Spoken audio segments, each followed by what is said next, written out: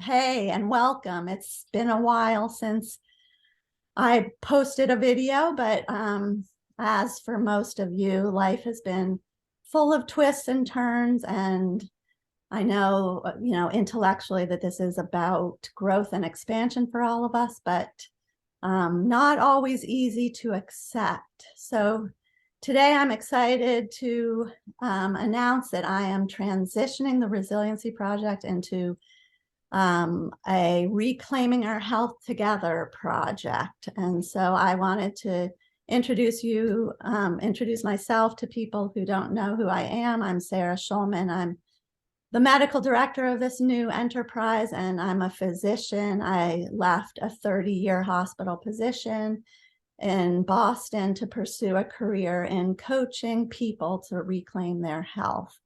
And so we've had this series with the Resiliency Project that describes what these holistic health practices are. And so this is a continuation of that project. Our intention with all of this work is to help you begin to embrace the idea that our bodies are here to teach us and help us find health, vitality, freedom. And we're not meant to cover up our hurts and pains with pharmaceuticals. We're meant to dive deep and find the true meaning of our dis-ease in our body. So on this page, you're going to continue to see tools that can help you with just that. So it's my pleasure today to introduce Delia Windwalker, who is a certified Havening Techniques practitioner. And so we are going to be doing a video about what is havening. And so Delia, would you tell us a little bit about havening and about yourself? So glad to be here, Sarah. Yes. I go by Feather, and there's a little bit of a story behind that. My identity in one word is healer, but my practice is about emotional wellness. And I have a certification as a Havening Techniques practitioner. And I call my practice Feather Wisdom. I tend to your inner guide.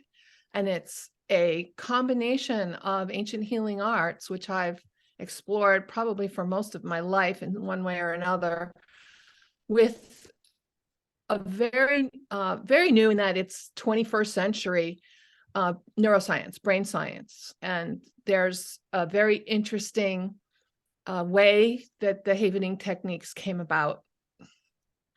And so like take it away. We want to hear about what it is, because I'm sure most of the viewers have probably never heard of havening.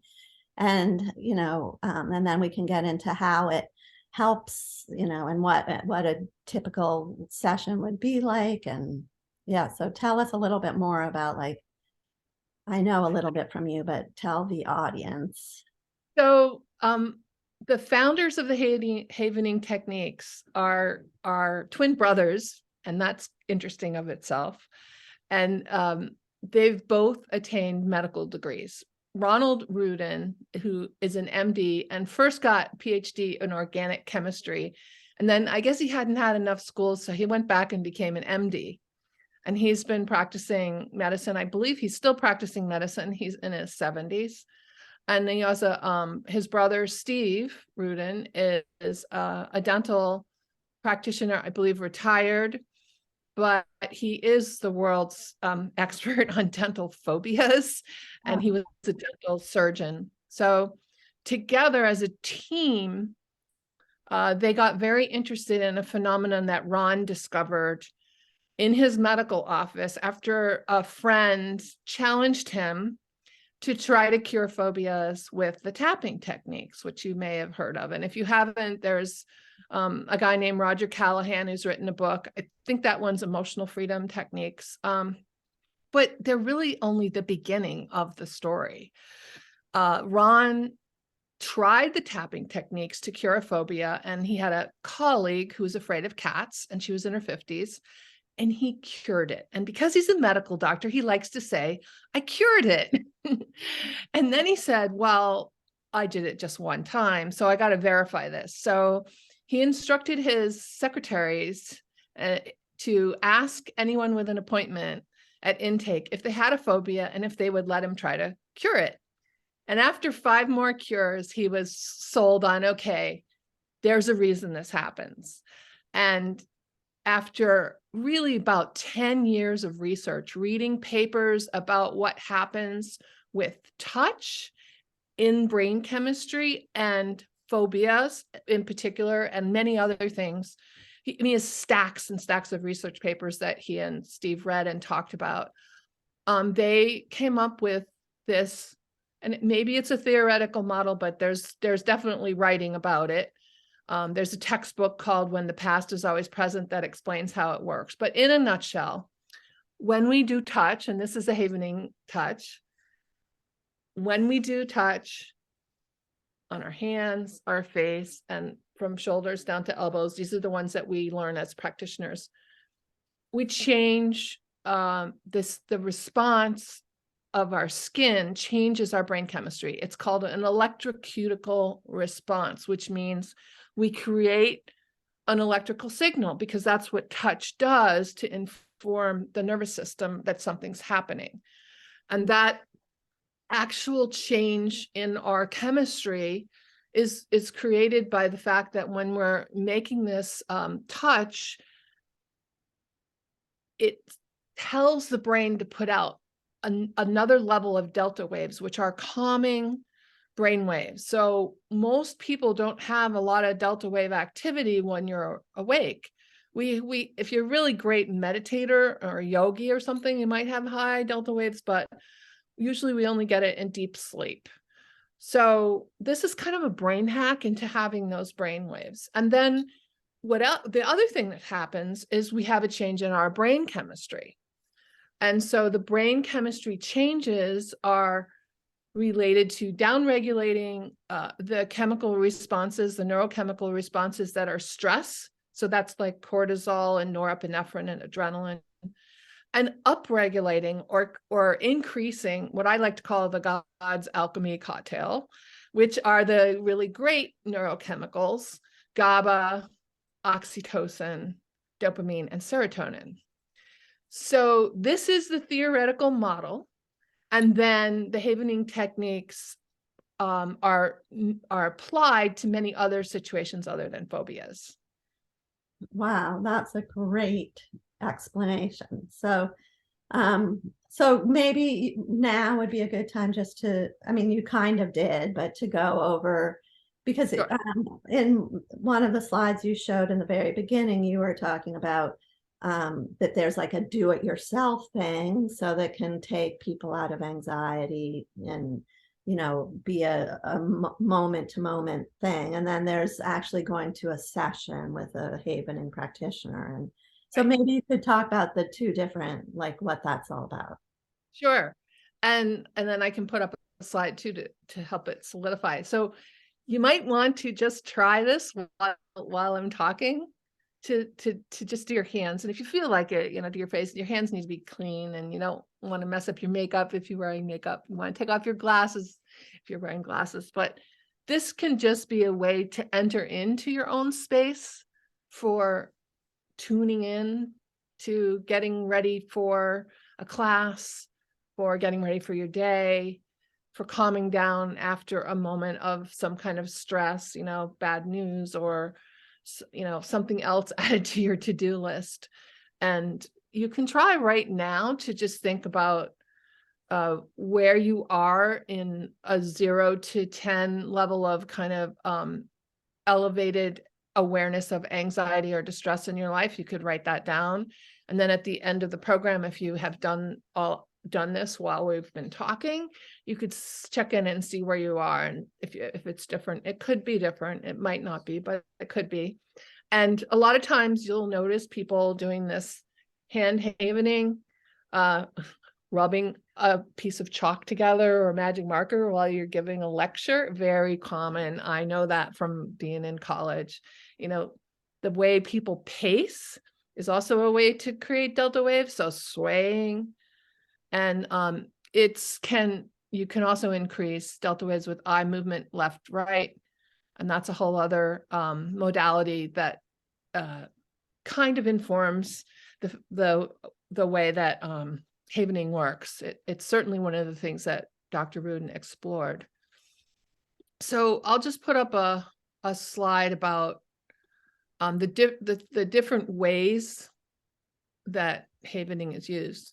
Do you want to ask me anything, Sarah? Also, I was just going to say that a lot of, I mean, you know, this is going to be posted on my Facebook page, and a lot of the people were from the Resiliency Project, which is the project that was happening at the Brigham, and so you know, it's healthcare workers who are stressed to the max, and especially even now, it's probably even worse. And so this is like such a good. I mean, I'm feeling the beauty of just like, you know, going into my zone doing this hand movement. So it would be such a good technique for people to know about. And, you know, because a lot of the people who are watching this video are who are caretakers from the intensive care unit. So they're having a lot of intensity in their lives. So. Right. So the people who are going to the care providers who are watching this, they're the people who would be my clients in havening techniques. So you're going to have people that you're serving if you're responding to whatever kind of medical challenges they're facing. Havening techniques for healing, which is what Dr. Ronald Rudin first explored. The primary technique is done with a practitioner like myself. And that's where we would do something like clear a phobia, which is what he did at the beginning. And I have done that. I have cleared a phobia. It's kind of wild. It's incredible to be with somebody who's 60 years old and completely jumps out of their skin at the sight of a spider, and to later learn that, oh, well, I still don't care for spiders in the kitchen, but I just take them outside now. So it's kind of wild. Wow. Yeah. So with a practitioner, that's where you would go to clear your mind of your emotional burdens, which specifically could be called trauma or adverse experiences, intrusive memories. And also Dr. Rudin has taught us a lot about body-centered pain and distress. So somatic experiences like phantom limb pain, or phantom breast pain after mastectomies. A lot of very difficult circumstances emotionally are cleared best with a practitioner. And what you can do now and learn for yourself, which is what Sarah is probably showing you, because she's probably doing this, right? She's hand havening, is you can use the technique of self-touch for self-care.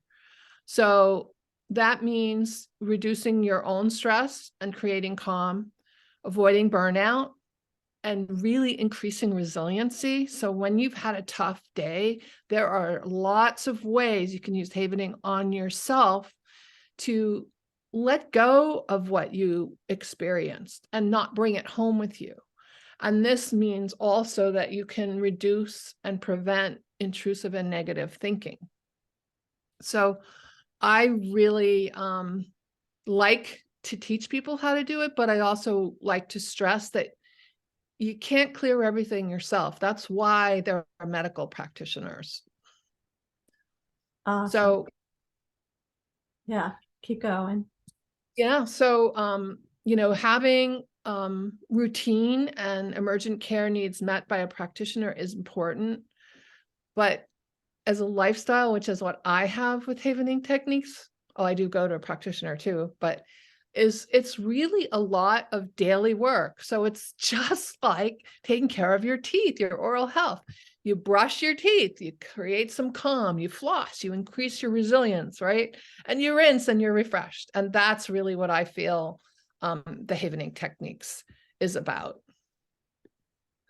Awesome. That's a great lesson. And I've had sessions with you that are amazing. And so like maybe you could describe what a typical session is. Well, actually, before we do that, why don't we talk about like a a profound experience story that you've heard or that you actually experienced with a client of something that I'm trying to get at, like who would come to see you and what kind of I mean, you've talked about phobias and you've talked about anxiety, stress, but what other I mean, you were talking. Probably, yeah, the most profound, I mean, the phobias are profound because, and you can see Dr. Rudin doing demonstrations of clearing phobias, like somebody who's never driven over a bridge in the last 15 years, all of a sudden can drive over bridges. I mean, that really happens. Wow. And I've had a few phobia clearings that have been kind of cool, like the spider one. But the real, you know, the 9/11 survivors are really great examples. And one of the trainers who I serve as a facilitator, a practitioner facilitator in her trainings, was a 9/11 survivor. Mm. And she was a demo for one of Dr. Rudin's early trainings.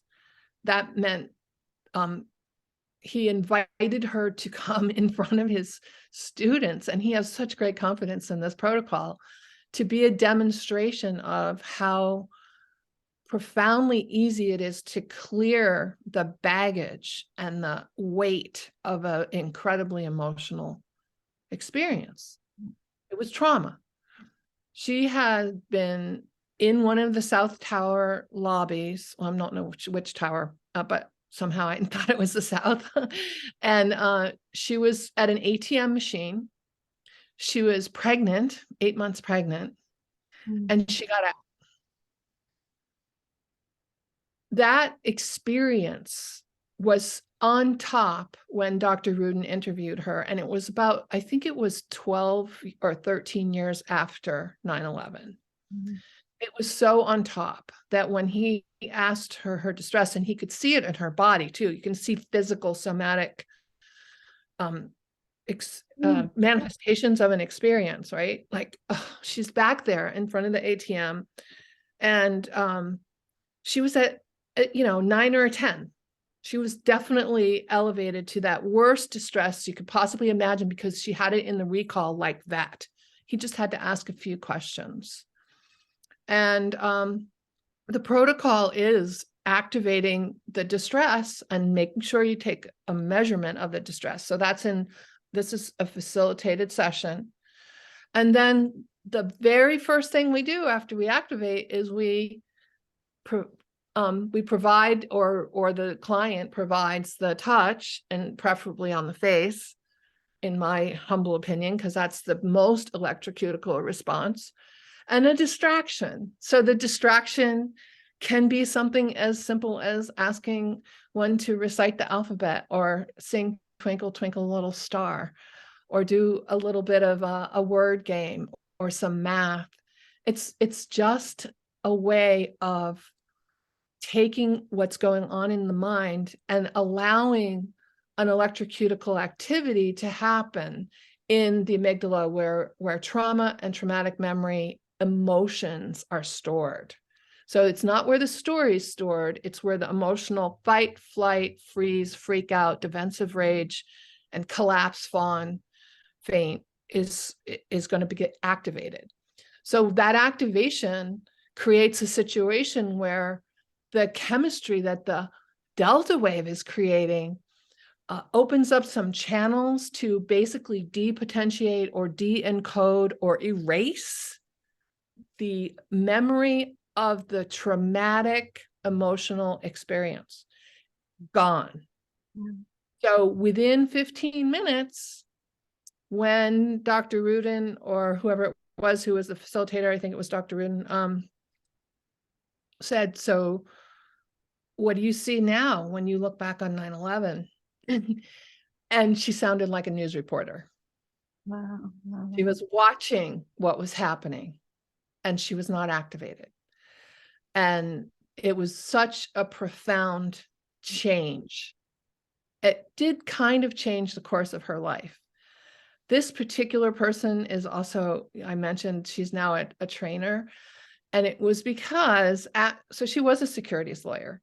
It was because a number of years after that experience, she was in a train wreck. Oh my God. And her train wreck experience was on top of what we would call a vulnerable landscape. So that vulnerability that she was aware of what had happened to her in 9/11. So there was a lot of cognitive rewinding in her mind about what was happening in this train wreck. Like, is it another terrorist attack? Right. Am I going to die? All kinds of things like that. And it was actually a worse trauma for her than the original 9/11 trauma. And she had a TBI. So in her healing, she went back to havening, and then havening and recovery from that experience became what she, what her path is. She's not a lawyer anymore. She's a trainer for havening techniques. And I just really love knowing that it's possible to move on from really intense experiences. And I came to havening from a grief experience. So that was kind of heavy. Sorry. I hope I didn't trigger anybody. No, that was really good to hear. Yeah. I think my intention with this series is to really kind of explain to people, if you're suffering from trauma, if you're suffering from something that, has stuck with you for years and years, there are techniques out there. And this sounds like a beautiful one. And so, and I think for some reason, these techniques are not well known for people. And, I hope that this touches someone's life, that maybe it can help. So, talk a little bit about a typical session, and then we'll close up. So basically the activation, and then the touch, and then distraction, and then checking the level of distress again and need another distraction. And there's other things that I weave into my sessions because I want to build resilience with people, and people want to have resilience. So it's also building resources. And that's kind of also teaching a DIY system. So I like to teach people, what if I can be calm and peaceful at the end of my day? And what if I can be calm and peaceful at the end of my day because I have havening? And what if I will, because I'm going to use my havening? So that's basically what I teach. And that is part of launching you off into your self-care. The dentist hands you toothpaste, toothbrush, and floss. I hand you your hands and some ways of telling yourself a positive message. Nice. So good. Okay. So if there's someone out there watching this that wants a havening technique, how can they get one? With you, with someone else? How, like, what is there yeah. There's my contact information. Okay. And in the portal for havening.org, there's a whole directory of practitioners. So if you want to search for a practitioner in another time, I work internationally, I work online. There are some practitioners who work in person. I'm based in Massachusetts and Eastern time zone, but I work with people all over the world. And so my email, my phone is fine too. And then I have a website. There's a free DIY presentation you can come to that you'll find on that featherwindwisdom.org. And if you go to havening.org, which I didn't write up here, but havening.org is the portal to everything about havening from the founders and all the practitioners and trainers. So the directory includes practitioner training and certification programs, which I serve as a facilitator for several. So contact me if you're interested in that. I can also help you find the right fit, because every trainer has a different reason they came into the program to train. So there's a real breadth of people serving to train new practitioners, from people who are a little bit more like me and work with ancient healing arts, And then there's some people who are very, very science oriented. There's psychiatrists who have havening techniques, many licensed social workers, people who have other kinds of practices like coaches, people who are originally, maybe they just started with hypnosis. So there's a real variety. And I do know kind of a lot about who's good at what.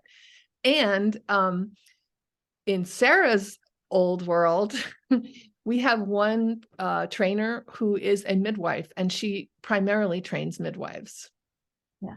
So I was going to say that, you know, you often talk to me about doing it on baby, like you can do it on children and on babies and on, which is like, you know, I suspect there are a lot of mothers that will be watching this, and also a lot of people who work with babies. And so can you just, like, this is the end of the video, but just talk a little bit. I think you told me a story about doing it to a baby and just having them calm down, or, you know, Well, there's, you know how there's those kitten videos, there's these baby videos. You see the baby just, I mean, a really, really newborn, just smiling and looking gorgeous and happy and calm. And I did not do havening with my daughter. She's 23. She was a terrible sleeper. But my son, who's a lot older, was havened by his father. And I can tell you, like, I know he was havening because my son will say, if you do this to my forehead, I go to sleep. Yeah. And we did that. I didn't do it. His father did it. When we were weaning him, he would hold him and rock him to put him to sleep, and he would do this on his forehead. He was havening the baby to get him not to want to nurse, you know. It's like, oh my gosh. And we had a hospitalization, and he was havening him in the hospital. And it was, yeah, I mean, my son had a pretty miraculous recovery from anoxia, and he's normal, and he's 43, and this still puts him to sleep. You know, it's like, wow. So Dr. Rudin will say, I did not invent this. Right. I found out how this works, and this is Mother Nature's gift. And when I trained with I did train with Dr. Rudin and Steve Rudin. Dr. Ron said, humans have been doing this for each other for eons. There are pictures on cave walls that show human touch. And they even did it with feathers. And because I was carrying the name Feather, I decided that Feather Wind Wisdom is going to be the name of my practice. So I don't do it with feathers. I do it with my fingers. But Beautiful. Yeah. That's a great introduction to havening. Thank you, Feather. And yeah, I mean, it just goes to show, I mean, that's really what this whole series is about, is that these practices come from intuitive, ancient healing practices. And I want to spread that word. So thank you. And thank you for being here, community. We love having you as part of our community. Please reach out to either Feather or myself. You can reach me at sarahshulman.com. And we look forward to seeing you next week for another video. Talk to you later.